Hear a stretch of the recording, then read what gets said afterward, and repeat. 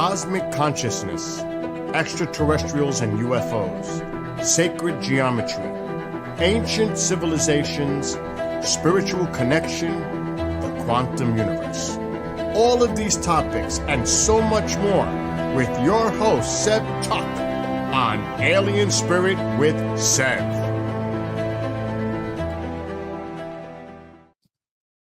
Hello, welcome to Alien Spirit. I'm Seb. My guest today is coming out publicly for the first time about her ET contact. Katerina is Danish, and she's currently living in Italy. She is a minister with a bachelor's degree in the science of metaphysics, a public speaker, a writer, a psychic, a Danish reality star, and a diamond broker. She is the founder of Copenhagen Diamond Exchange, owner of exclusive jewelry brands Infinity Diamond Jewelry and Diamant Borsen. Her clients include the rich and famous and royalty. Katerina starred in her own very successful reality show with her family called The Diamond Family. She left the reality show and the diamond dealing behind to focus on her writing and passion for metaphysics and spiritual development. Just 2 months ago, Katerina came face to face with a gray in her bedroom, and the gray gave her messages for humanity, which she is sharing with the world. Katerina says, quote, "The past few years have led to a complete reorganization of my life. I was not unhappy, but there was a deep inner calling. My soul had a plan." Welcome, Katerina Pitzner. Thank you very much. Hi, it's such a pleasure to have you here. And it's just very exciting that you're going to be publicly telling your story for the first time. And it just happened, so it's very, very fresh. I know, yeah. I'd like to start with your childhood. Where did you grow up? And what were you interested in as a young lady? I grew up north of Copenhagen. My father was both a farmer and a businessman. So I grew up on I would call it a modern farm. But, I was very much, with clogs and into the stables and helping out in the fields and attending this tiny little close by school. So I loved it, and I was, I was a thinker, and I still am, or a philosopher. Mm-hmm. So I was a child that was, having all these big questions inside of me, like, why am I here? Why did I come into this family? Why is there war? Why are some people evil? And I had these big questions, and I connected very much with the animals on the farm, very much. And I felt I could talk to them, and I thought that everybody did, So I would have so much fun with the horses, with the dogs, really fun. They would be my friends, and we would play, and I would laugh out loud, and it was a beautiful way to grow up. Mm-hmm. And you started having psychic experiences with the animals. And then did that translate into psychic experience with people? Yes, it did. And I didn't know that was what it was at the time. I thought that, it was normal. So I would just get information about my friends in school or about teachers sometimes, and I thought it was, normal. So I didn't think of it as being something special. And I remember once, I think I was maybe in like third grade or so, I had a play date with my friend, and we came into her house and put down the bags, and then we took a glass of milk or whatever we did, and then I said to her, "So, how do you feel about your parents getting divorced?" And she looked at me and she said, "You're so stupid. Why do you say that?" And I said, I don't know. I maybe you feel sad about it." they're not getting a divorce. What, you're so stupid. And I was like, to me, it was like I just knew it. And then it turned out 6 months after that they were actually getting a divorce. And I would sometimes also, have this. I've heard it so many times. Don't look at me like that. And I would be like what? Don't look at me. It looks like you're looking through my soul. Maybe not soul, or like into me, whatever word they would use. And I would be like, oh, I'm sorry. And it was not until later on I understood, maybe in my teens, or late teens, I would get, yeah, I get it, because I am actually not uh, right here with my attention on you, but I'm a little bit in another realm type of thing. And then I found out it's better, to stop it. Whatever it is, I better shut it off, because people don't like me when I'm like that. So, and I thought, okay, there is something strange about me. There is something, I don't know what's about me, but there's something odd, and I'm not normal, and I better just zip it and fit in. But then I got the release, or the relief, through my communication with the animals, because I was, they always embraced me. Yeah. On your Instagram, what is the name of your Instagram so everybody knows? So that's my name, Katerina Pitzner Diamonds. Your Instagram, you have really pretty pictures on there. Well, you're pretty, your family's pretty, it's just everything is Thank just so you. pretty. But I really like the pictures with you and your little doggies. They're so Yeah. sweet. Yeah. We have actually in the family, in my family, we have 5 dogs. So those you saw there, they were the 2 little ones. That one of my, actually, they belong to one of my daughters. And then there are the 3 dogs. That's my oldest daughter, and she lives in Holland right now. So yeah, so we have 5 dogs in the family. Yeah. All right. So you grew up having a secret. Maybe you could understand what you were doing, maybe you couldn't. I don't know. I can also identify with you because I learned at a young age to zip it, just like you said. Because I would say things to my girlfriends too, and they'd be like, how do you know that? And just like what happened to you. So I learned to just not say anything for decades, Yes. decades. So as you're growing up, are you still connected with your psychic ability, but it is personal and private? And then how did you become a diamond broker? Yeah. Well, first of all, my psychic abilities never, left me, but they were perhaps more dormant. I always had, I would know, I maybe I would feel it like an extension of my intuition, that it was very, very strong. But I went to boarding school in college. I went to boarding school, and I would see people that had passed, souls that had passed. I saw that at the school, but I didn't tell anybody. And frankly, I thought I was maybe I just made it up, So yeah. Yeah. So anyway, and how did I become a diamond broker? Yeah, So you went actually, to college. What did you study in college? that was yeah. What did you translate that to? That is it's history and what, I don't know what you translated to actually. Anthropology? Something like that. Something like that. Something similar to that. Okay. All right. So you graduate with that, and then what happens after you graduate? And then I was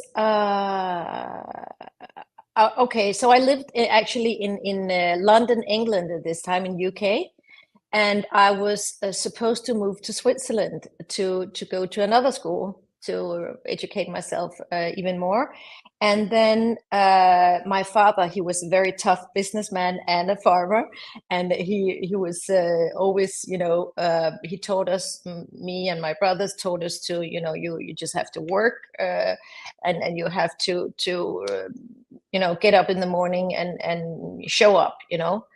So he asked me, "What are you going to do for the summer holiday before your next study starts?" And I had to choose 2 months holiday, and I said, "Well, I think I'm going to go to Denmark and take a break." And he said, "No, no, no. You can come to Denmark, but you're not going to take a break. You need to be working, girl." And I was like, "Yes, sir." you know. So I respected him a lot, or had a lot of respect for him. So he said, "I think you should go into," and then he mentioned this shop, this high-end jewelry shop in Copenhagen, and he said, "You know what? I think you should go in there and knock on the door, and you should present yourself, and ask them if you could come and serve coffee and make photocopies during the summer holiday." And I knew I didn't have a choice. I just had to, do what he said. So I asked politely if I could come and serve coffee and make photocopies during my summer holiday. And the CEO, he said, "Oh, yes, of course, please come." And then I was so fascinated because there were some elder gemologists there that were, they knew everything about these precious stones. And it was, prior to this, when I came in here, jewelry didn't really interest me, but the stones, I was, and it was as if I just, I fell in love with the stones, with their energy, and whenever I would take a diamond loop and look, it's sort of like I just disappeared in the stone. Who are you? Tell me who you are. So, and I found out they are so different vibrations and qualities and all that. So I was totally mesmerized by all the knowledge that I didn't have, but that I could obtain. And that actually had me stay there. So I canceled my education in Switzerland, and I started to work there and educate myself there. And I actually stayed for 10 years. Well, you went from serving coffee to being the founder Yeah. of the Copenhagen Diamond Yeah, yeah, Exchange. yeah. Then I dropped out and then that's the thing that was also a little bit funny when I look at my CV. I'm like, what happened here? But yeah, I mean, my course has really been like this, because I have had two important paths, and I changed 3 times between these two. So after 10 years of being in the jewelry business, I stopped because I was like, okay, what's next up here? Is that being a CEO? And I was like, nah. And then I had already started to get interested in human resource. So I had taken some courses in my spare time while I was still working. And then after 10 years, I did a full stop, and then I educated myself within NLP and neuro-linguistic psychology. And I became a trainer, and I trained people, and I was working as a consultant in companies. I went actually a lot to San Diego, to the States, and was educated through Deepak Chopra, actually by himself, and David Simon when he was there as well. Deepak Chopra personally taught you? Yes, he did. Yes, he did. I was so lucky. So lucky. That's very Yes. special. Yes. Yes, it Do is. you currently have clients? Do you see clients? No, I don't. Well, that's not true. But I actually don't take any. But I do have some that come for psychic readings that have been with me always. But I don't open up for new ones because this is not right now, at least not right now. But I do make online psychic readings for those that have been with me always. So, and how but does someone anyways, get a hold of you? Can you tell us how your email and your website and how we can get a hold of you? Yeah, it's so funny, Zeb, because right now it's gonna change in a few days. Because right now my email is katerinapitsner.com, so my name.com, and right now it says that I'm under reconstruction. I saw that. I saw Yeah, you're redesigning yeah. your website. Exactly. It's not my website that's under reconstruction. It's me. That's what I meant about it. Oh, Yeah. yes. Yeah, so but I'm it's gonna be refreshed now. I actually just today sent in some Oh, more information, so that would be on my website, or just an email at it's info@katerinapitsner.com. okay. And if someone's living in Europe, can they see your reality show? Well, how many seasons did you have? 7, 8? Yeah, actually 8. Yeah, we're just filming the very last episodes now. Oh, you're Yeah, still filming. Okay. yeah, But you're the not very going to last continue. episode. Is this going to be the last season?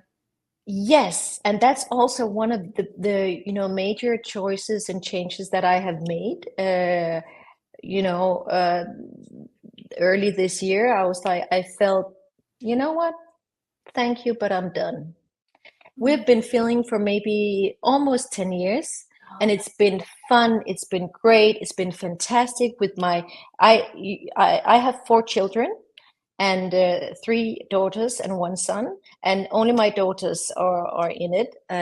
My son is not interested, Mhm. and so it's been fun and great in many, many ways. But I also feel like, when you have the feeling that, you know what, I'm done. When you have this, not because of, all kinds of things, just a feeling, I'm done. Thank you very much. Mhm. So I went with it. I really, really learned to go with my intuition, really. But I learned it the hard way, as many of us do Yeah. when we don't listen. Mhm. Yeah. We So, were also and talking. Oh, excuse me. Go ahead. yeah. So anyway, so I was the one that pulled the plug and told the broadcaster, "Thank you very much, for wanting to broadcast us for so many years. But I think it's time to stop." And I love the fact that we stop when we have not had so many viewers as now. It's a great success. Mm, So it's yeah, nice when you can stop where you're at the top.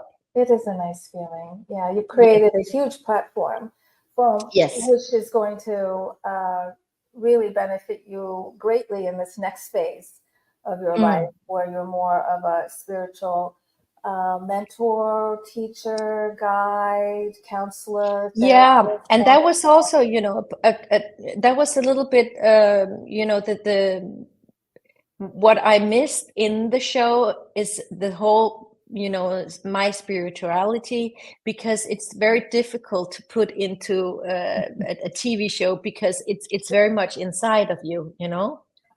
It's not so much outwards, unless I would make a talk or whatever, but it's not very good to film.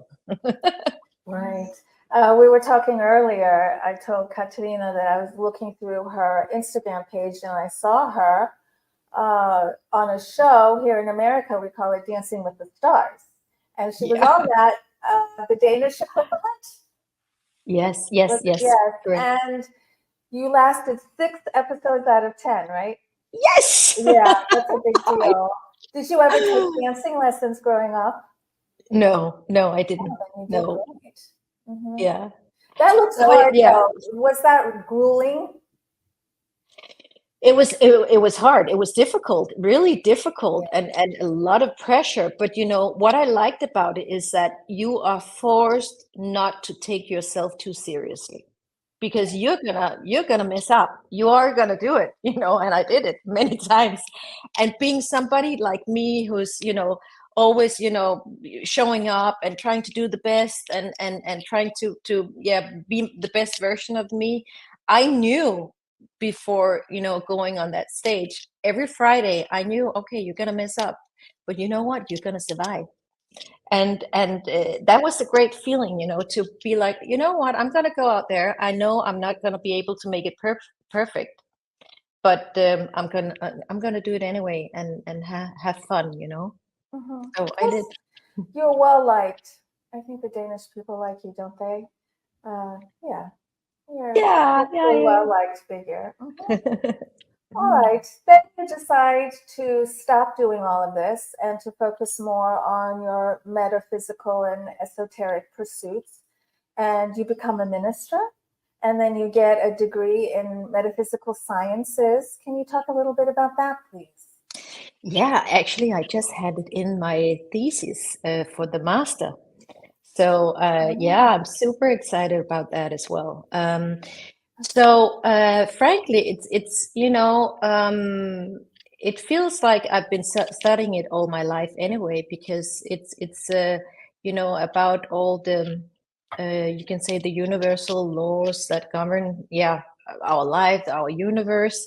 And I've always been into that, and I've always read a lot about it, and I mean, not at least to mention the teachings from Deepak Chopra and other important teachers. But now it just feels like, to get, sort of something physical, and I like that. Yeah, it's super interesting. It's all about metaphysics. So Mm-hmm. and Okay. it's very logical in a way. Logical? Hmm. I think it's Yeah, logical, I understand and a what you're splash saying. of quantum physics as well. Mm-hmm. A splash of that, which is also Mm-hmm. difficult but logical when you get a little bit a hang of it. Mm-hmm. Mm-hmm. Well, there is a divine order to everything, so everything is ordered. Yes, Mm-hmm. exactly. I don't Yes, think anything, there's a chaos theory out there, but I don't see how chaos can even fit into such a divinely ordered system. I agree. I agree. Mhm. Yes, Okay, so now let's get to your ET contact, which just happened a yes, couple of months ago. It's very, very new. yes, So yes, I'd like to know where you were. This was in July a couple months ago. Where you were in your life. You had stopped your being a diamond broker, but you still have your yes. jewelry lines.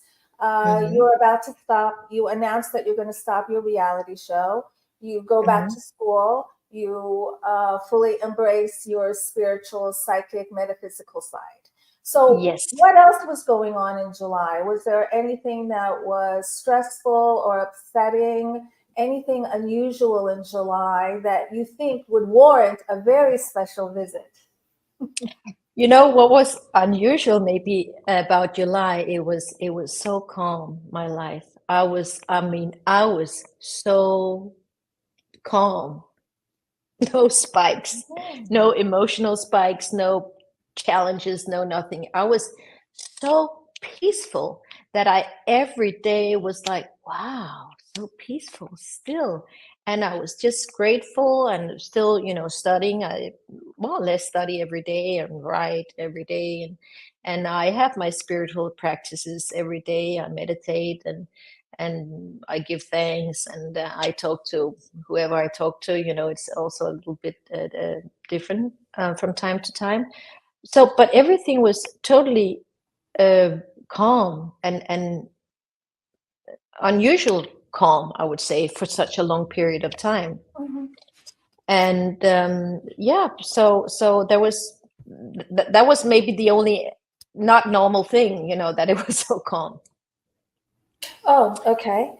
And tell us what happened. Yeah. So I have to say maybe that prior to this experience, I never had any interest in ETs or UFOs or anything at all. It never I think I was more like, well, of course they exist. I mean, how could we be the only ones in the universe? I mean, of course they exist, and so I but I didn't have any interest at all. And I was more like, well, whatever, they're gonna show up, and we'll learn something one day. that was the farthest I had gone in my mind about them. So I didn't know anything at all.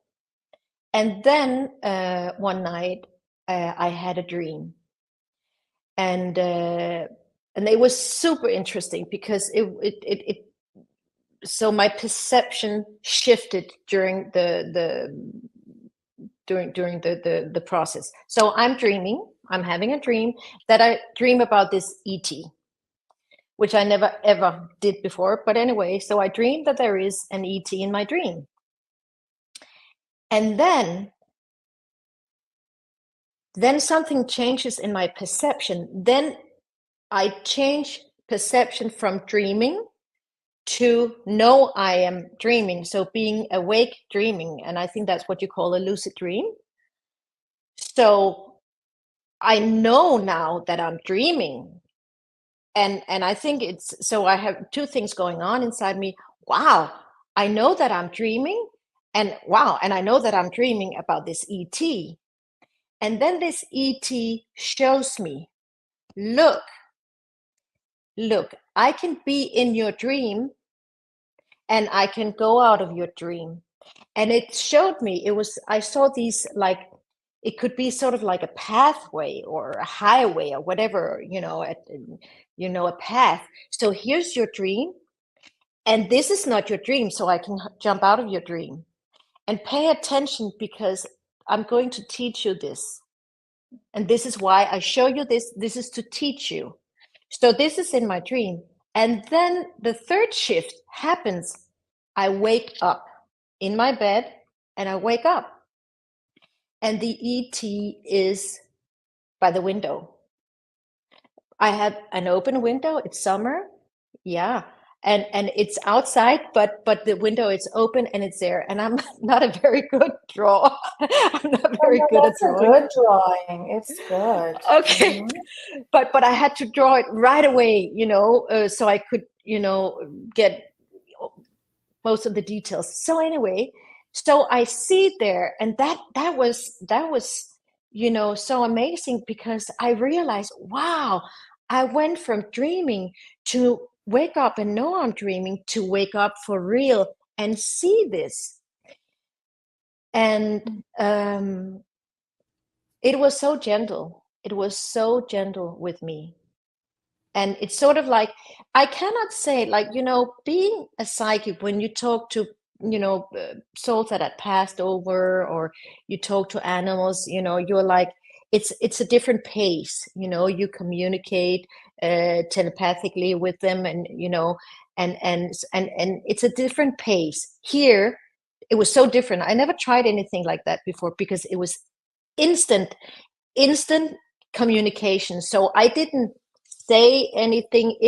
The messages from the ET didn't travel to me. It's not that, oh, I hear it. No, it's not that I felt it like that. I got an instant package of some kind of knowing whatever it wanted to tell me this time. So it was instant. Then I knew all this that I should know. And I wasn't afraid at all, not at all. And I wasn't shocked, but I was surprised. But it was very, very gentle. And it had this, emphasis on, I'm going to teach you this. You need to know that you can change perception. You can change parallel worlds.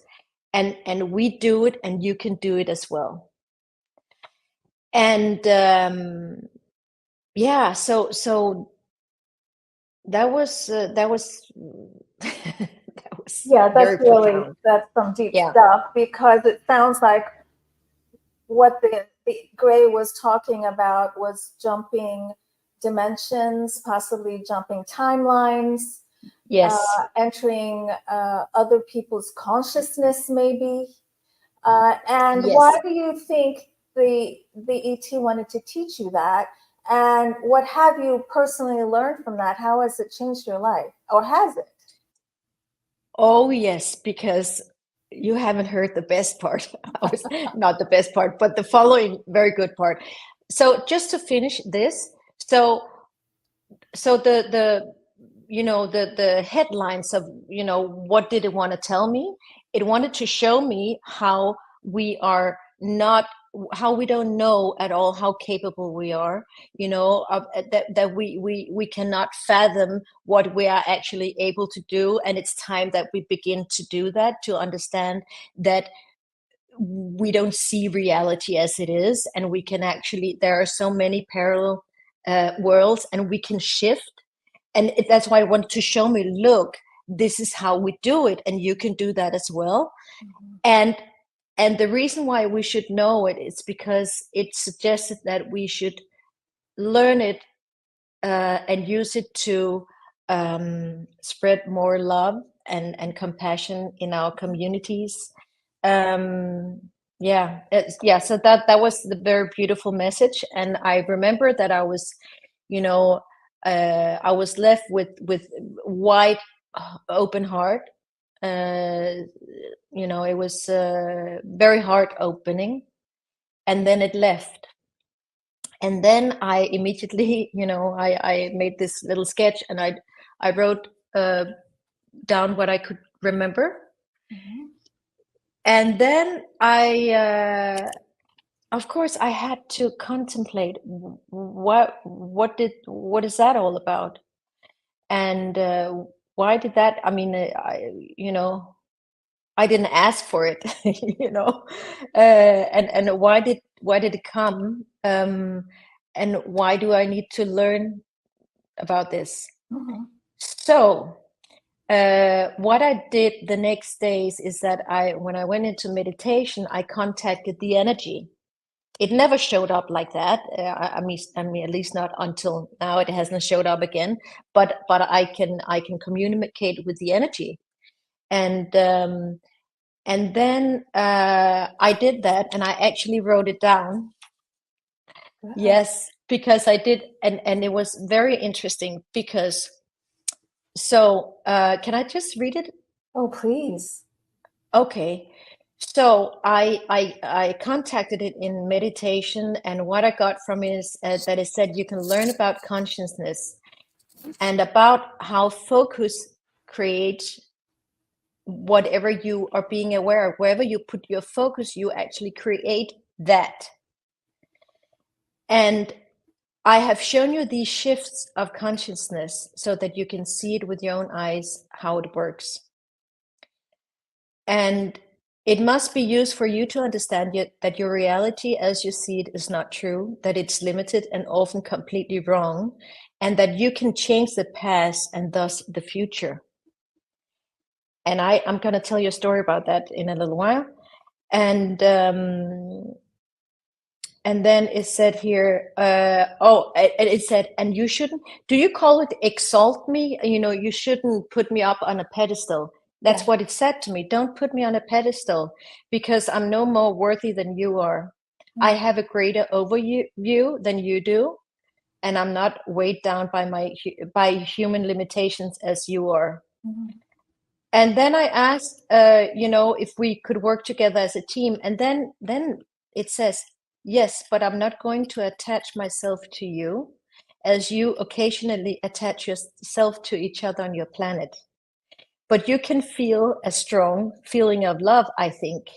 It's not personal, although you may take it personally. And then it was sort of like laughing. Yeah, it comes from the galaxy, and the galaxy's love is universal. And then it said, but still, the love from the different galaxies is slightly different vibrations. So, that was just a little extra thing. And then he said here, so he said, what is real only becomes real when you give it attention. So in other words, nothing exists at all if we don't give it attention. And that is actually, if you think about it, really think about it, it's quite profound. It's quite mind-blowing. Nothing exists unless you put attention to it. Unless there's focus on it. And that focus instantly, ding, it creates it.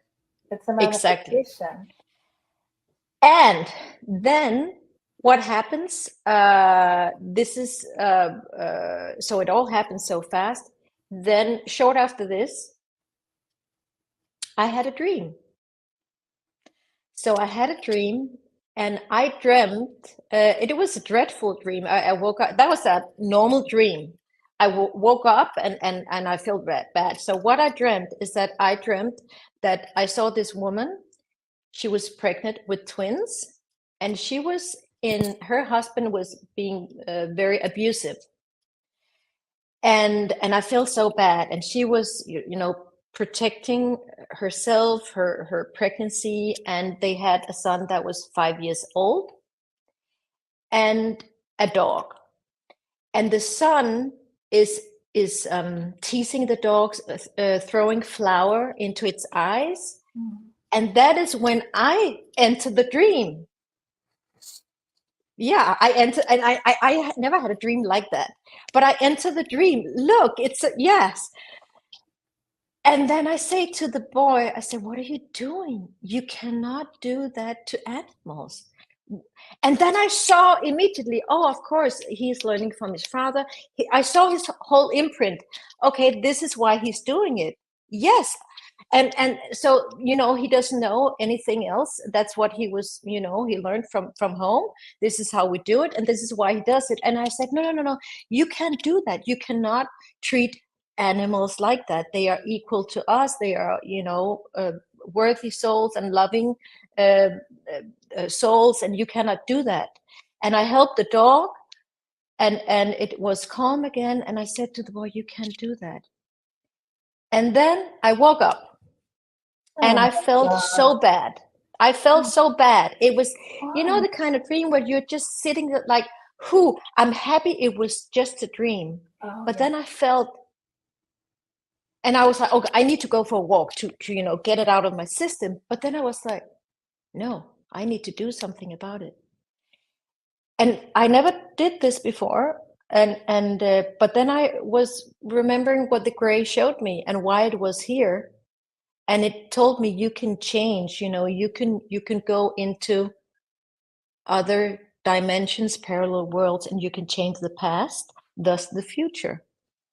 So I sat down in meditation, and I went into the dream, and I spoke to the Father, and just saw all his imprints, how much he was lacking self-confidence, and he was worried about the future and about money and everything.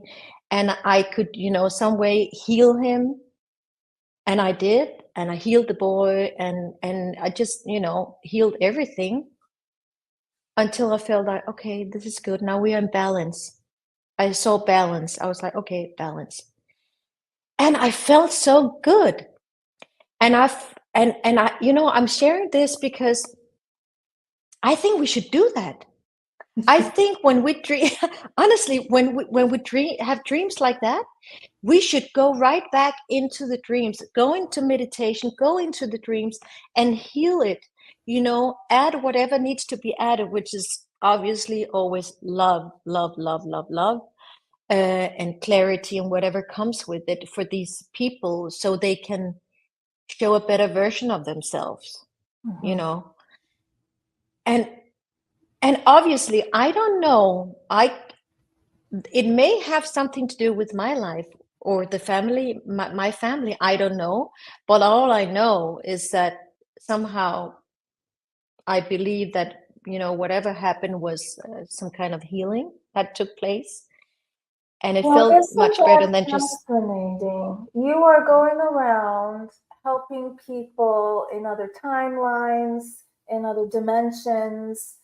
That family exists somewhere. Where does that family exist? Does it exist in an alternate Earth? Does it exist on another planet? Where are you going? And are those people? So do those people wake up? And then the boy says to the father, I had this really weird dream that all of a sudden there was this beautiful blonde lady in our living room, and she told me not to throw flour into our dog's eyes. Do they remember you? Are they even aware of your visit? These are just so many questions I wonder. I know, and me too, you know. Yeah, I just know that, you know what, I feel that this was important, and I wouldn't have done this if I hadn't met the gray. Just to say, you know. That's right.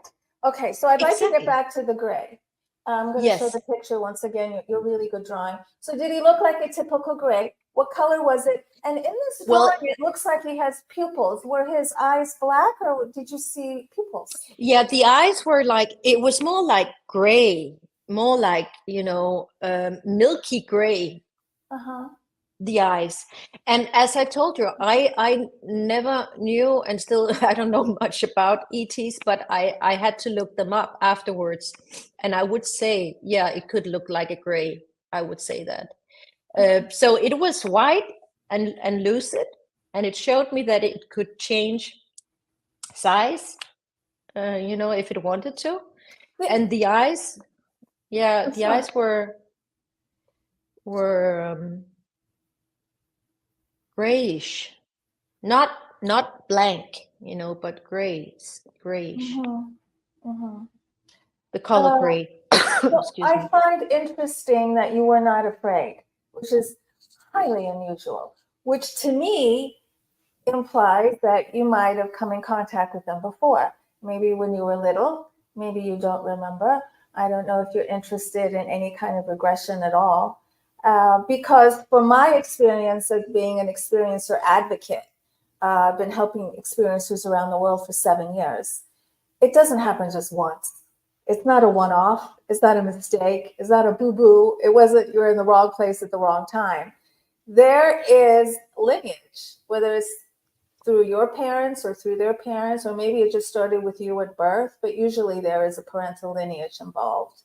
Uh, for you not to be afraid, to me, does imply that this was a being that you knew and that you were familiar with. What do you think of that idea? To me, well, you know, to me, it felt so, in a way, a big part of me was like, it's so normal, of course, you know. I think the part that's normal But that's not about it. normal to think this is normal. Most people are scared to death. If you open your eyes and in your bedroom there is the ET at No, your but I window wasn't. looking at you, No. Yeah. that's Yeah. what's so unusual about your story. It's like you woke up and you're like, oh, hello, welcome to my world. Yeah, Like, yeah, what? I wasn't that no, not like that. I mean, I was surprised, but I was not shocked. And I think the reason why I wasn't shocked is because I already know, of course they exist, but I think I was surprised that it showed up in my window for me. You know, I think that was what I was surprised about.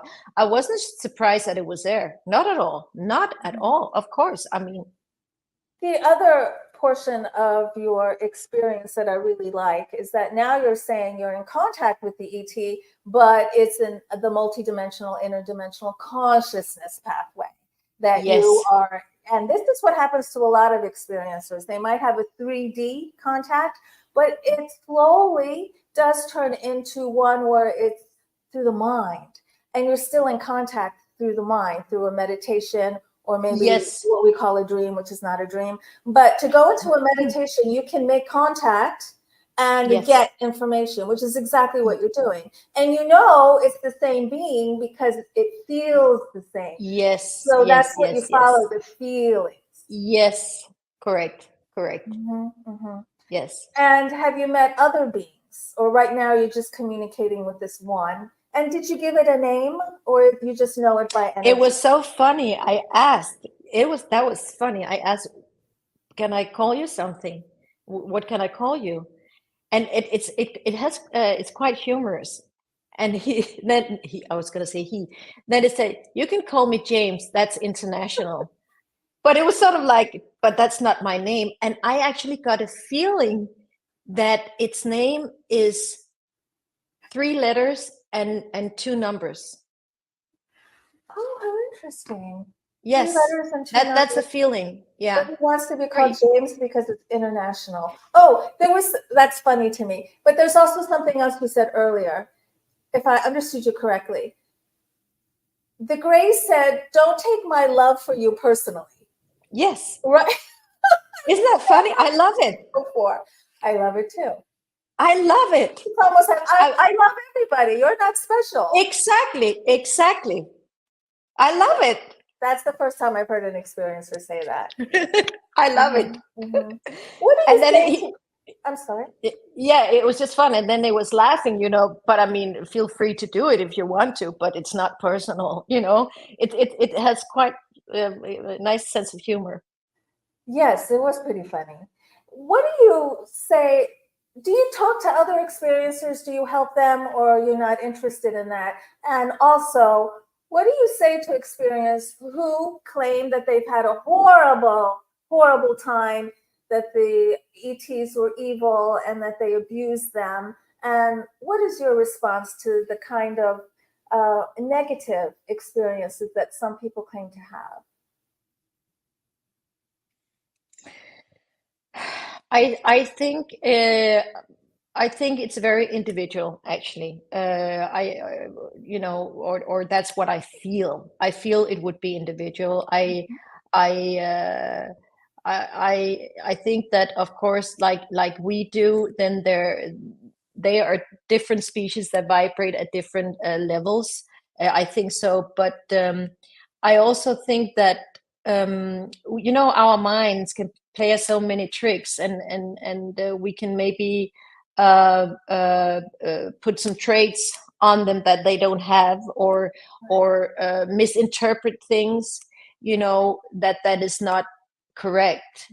And one of the messages that it got from me in this package is also that, because I was like, okay, it's very, very clever to present yourself to me in this way, first by, oh, I'm in your dream, and now I jump out of your dream, and look, this is what I do, and by the way, now I'm here. It's like, it's a very slow, It's really beautifully done. yeah, it's very beautiful seduction, Realize. So when you saw it, you were already prepared. You already felt like, I was prepared. That's what I felt. I was prepared.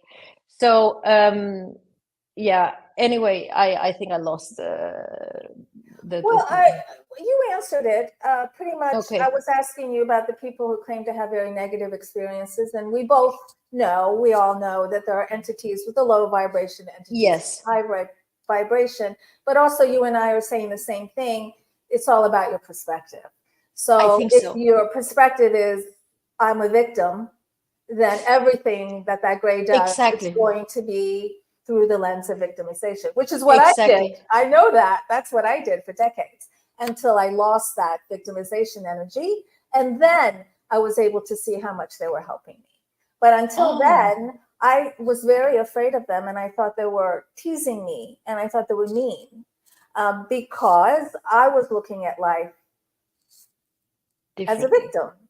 Yes. My exes victimized me. Of course, aliens are going to victimize me too. And then I decided to do the deep personal journey. And that's when I realized that they've been helping me the whole time. The whole time they've been helping me. I just couldn't see it. Wow. I love it. And luckily, you missed out on that whole part. What's so unusual about your story is that there's no anguish, there's no agony, there's no embarrassment, there's no. It's like, oh, this happened, and now I'm going to tell the world. Yes. That's what I love about your story. Yeah, and I guess it's because it's my experience, and it's my experience, and nobody can take that away from me. They may have a lot of opinions, but doesn't have anything to do with me or my experience. Yeah, so, but not everyone is that comfortable. I'm also curious, is it because maybe where you are in your part of the world, are they more accepting where you are? I don't think so. No? I don't think, no. Yeah. I don't think so. Mm-hmm. And so now, do you want to talk more about your experiences? You're a writer. how many books have you written? Till now, just 2, but I'm Mhm. working on a 3rd one. Yeah. Is it about the ET experience or a metaphysical esoteric theme? More metaphysical. Mhm. If it serves a purpose, then I will definitely put it in as well. But right now, it's about the metaphysical laws. So going back to what the gray showed you and taught you about jumping timelines, going into the past, Yes. going into the future, Yes. and how you Yes. can, why you would want to do that.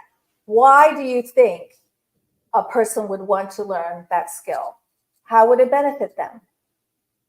Well, definitely to change things. I mean, to heal. Definitely, that's a big one. To heal your past. And maybe even heal your future. So definitely yourself, and maybe help others, because we know that time is only something that exists here in our 3-dimensional, 3-density world, and everything happens at the same time. So that means that we can actually, it was so beautiful, because I have Deepak told me about this many years ago, and it was very difficult to grasp. He would say, okay, now you sit here, but actually you're not sitting here, because you are, I'll be like, oh really? And it takes time to penetrate our minds, but if we keep doing it, keep opening up and wondering, okay, what does that really mean?